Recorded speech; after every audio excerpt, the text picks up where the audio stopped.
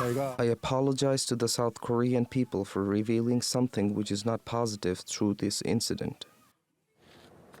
Well, Shane Hahm joins us now live from Seoul with more on this. So Shane, what exactly will investigators be looking into then when they question the Samsung boss? Well, what they're looking into specifically are these bribery allegations. There's no denying that money changed hands from Samsung into these two foundations that were controlled by the confidant at the center of this influence peddling scandal, Choi Soon-sil.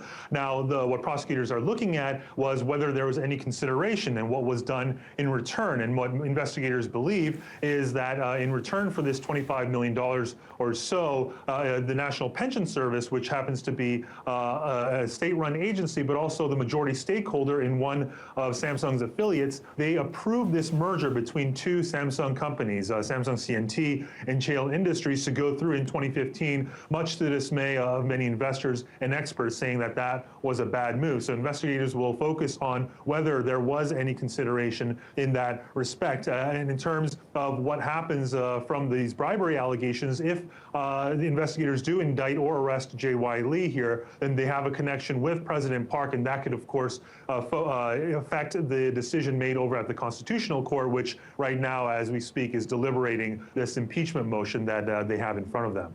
And what are the possible implications for the company if Lee is indicted?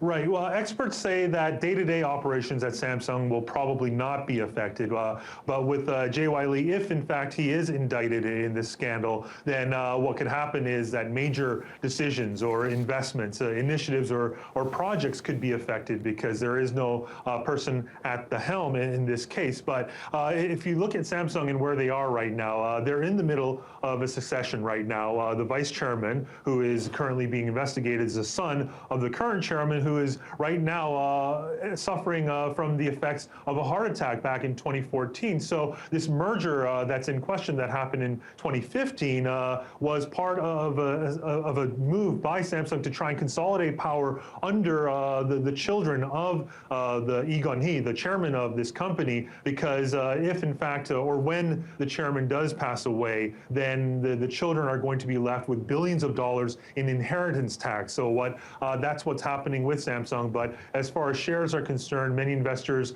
already anticipating this possible indictment of J.Y. Lee, and shares don't seem to be affected at this point. Okay, Shane, thank you.